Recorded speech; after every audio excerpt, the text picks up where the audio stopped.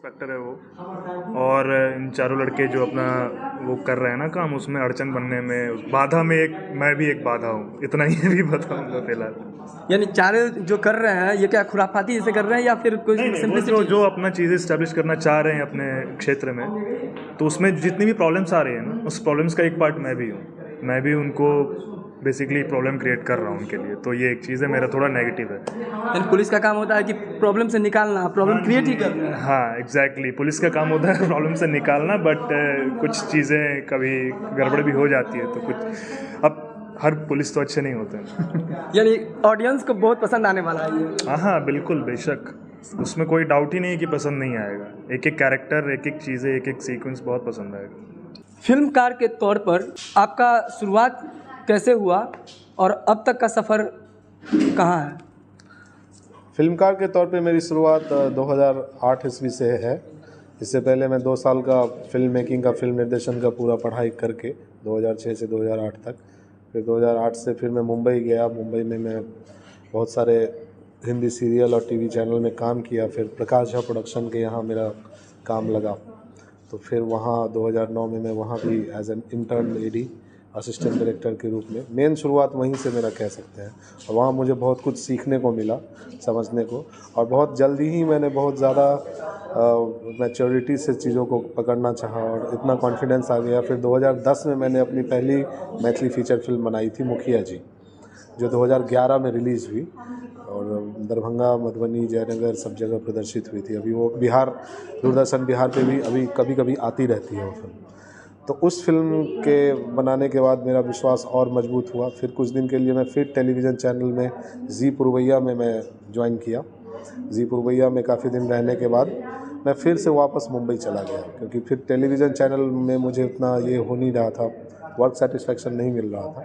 फिर मैं मुंबई गया, फिर वहाँ से फिर लेके अभी तक कहीं ना कहीं मैं मैथिली भाषा को लेके ही आगे बढ़ रहा हूँ। मुखिया जी फिल्म जो मैं 2010 में मैंने बनाई थी, उसके बाद मैं मैथिली भाषा के लिए ही निरंतर काम कर रहा हूँ। तो अभी अब फिर धीरे धीरे 2016, 17, 18 बीतता गया। छोटे मोटे काम, विज्ञापन, फिल्म इंडस्ट्री में काम करता रहा। बहुत सारे बड़े बड़े ब्रांड्स के लिए विज्ञापन फिल्में बनाई हैं हम लोगों ने, लाइक TVS, जुपिटर, लेज, कोका कोला, स्प्राइट, लिम्का।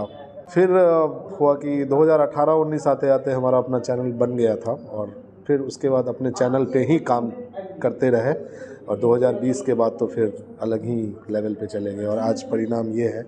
और हम लोग बहुत संतुष्ट और खुश हैं, आगे अपनी भाषा में काम करने के लिए बहुत उत्सुक और उत्साहित हैं। देखिए आगे अब क्या होता है।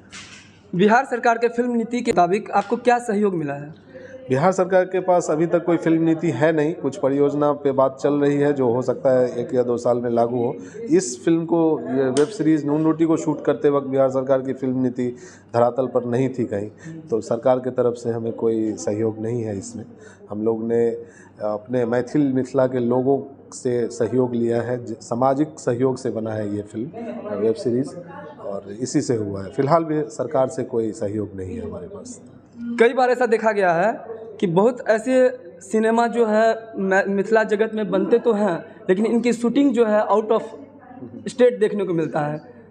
हो सकता है ये पॉपुलैरिटी के लिए हो, लेकिन कहीं ना कहीं जब हम किसी धरोहर की बात करें और मिथिला को गौरवान्वित करने की चीज़ों को दिखाने की बात करें, तो ये चीज़ें जो दर्शक हैं उनको सही नहीं लगता है। क्या कहना चाहेंगे जो वेब सीरीज़ नून रोटी है इसके विषय में? बिल्कुल, दर्शकों का ये सही है, उनका पर्सपेक्टिव कि जहाँ की कहानी है वहाँ सीन शूट होना चाहिए। ये सब प्रथा, ये सब tradition film, Hindi film industry में हुआ कि भाई गीत है तो स्विट्ज़रलैंड में शूट हो जाए, अमेरिका में शूट हो जाए, लेकिन यहाँ नून रोटी के संबंध में ऐसी कोई बात नहीं है। इसकी पूरी की पूरी शूटिंग बिहार के अन्य विभिन्न ज़िलों में हुआ है, खासकर दरभंगा, मधुबनी, भागलपुर, सहरसा, सीतामढ़ी, चंपारण तक। और इसमें वहाँ की स्थानीय चीज़ों को ही दिखाया गया है। कुछ एक सीन मुंबई में शूट हुए हैं और एक गीत का शूट दिल्ली में हुआ है, क्योंकि वो कहानी का मांग था इसलिए। बाकी हम स्थानीय जगहों को ही प्रमोट कर रहे हैं और उसे खूबसूरती के साथ दिखाया गया है, ताकि लोगों को विश्वास हो कि यहाँ भी हो सकता है। नून रोटी के बारे में आपने सुना, क्योंकि नून रोटी ऐसे बोलते हैं, मतलब गरीबों में ऐसे नहीं दिखता है कि नून रोटी आपके ज़हन में आया कैसे ये कि इस पर आप रोटी? हाँ, मेटाफोर तो वही डेली का स्ट्रगल जो है, ज़िंदगी जीने का जो रोज़ का स्ट्रगल, खाना खाने का मतलब मतलब जीवन जीने के लिए जो रोटी चाहिए इसी का है। जैसे रोटी कपड़ा और मकान भी कभी फिल्म बनी थी तो, लेकिन उसमें अलग तरीके से चीज़ों को दिखाया गया था। हमारी चीज़ें गरीबी पे नहीं है, संघर्ष पे है, संघर्ष यात्रा है। 4 फ्रेंड्स हैं, वो बहुत अच्छे जगह जॉब कर रहे हैं, वो गरीब नहीं है वो, लेकिन वो ज़िद्दी हैं। उनको है कि नहीं अपने जगह पे करना है, हम किसी का हुक्म क्यों माने। या कोई बॉस है तो नेगेटिवली नहीं, मतलब उनको लगा कि कहीं कोई डिसरिस्पेक्ट हो गया ऑफिस में जॉब करने से, तो हम करते हैं, हम अच्छे से करेंगे। तो इस तरीके से है। और बाकी नून रोटी नाम क्यों है ये थोड़ा सा देखने के बाद ही पता चल पाएगा। सस्पेंस है। हाँ सस्पेंस है, थोड़ा सा सस्पेंस है बस। मेरा नाम दिवाकर कुमार झा है, मैं अभिनेता हूँ नून रोटी में। मैं एक्टर हूँ वेब सीरीज़ में। वैसे मेरा कैरेक्टर नेम है नवल किशोर, जो गाना अभी आपने सुना होगा, संग लेने चलूँ हम लोग। तो एक लाइन कुछ उसमें मैंने गाया नहीं है, वो गाना मुझ पर फिल्माया गया है, वो गाया है प्रिया मलिक जी ने। वैसे मैं गा देता हूँ, गुनगुना देता हूँ। कत जाइ छी नवल किशोर यो, संग लेने चलू हमरो। कत जाइ छी नवल किशोर यो, संग लेने चलू हमरो। ये गाना है। ये जो मैथिली सिनेमा है, इसमें टोटल शूटिंग कितने दिनों का चला था? इसमें टोटल शूटिंग का डेज जो था पूरा अगर बात करें तो लगभग 60-65 ऐसे कुछ, मतलब 70 के आसपास, क्योंकि हमारा जो शूट हुआ था वो दरभंगा पोर्शन था, वो हम लोग का दरभंगा में, मधुबनी वगैरह में शूट हुआ था, तो वो 35-40 दिन में हो गया था।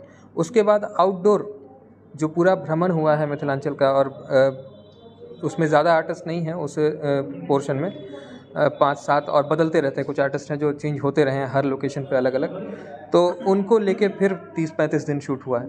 तो कंप्लीट शूट की बात करें तो लगभग 60-65 या 70 दिन भी हो सकता है। लेकिन अगर हमारे शूट की बात करें, हम 4 दोस्तों वाला जो पोर्शन है, तो वो 35 दिनों में लगभग 35 से 40 के बीच में हो गया था कंप्लीट। अभिनेता के तौर पर क्या अनुभव रहा आपका?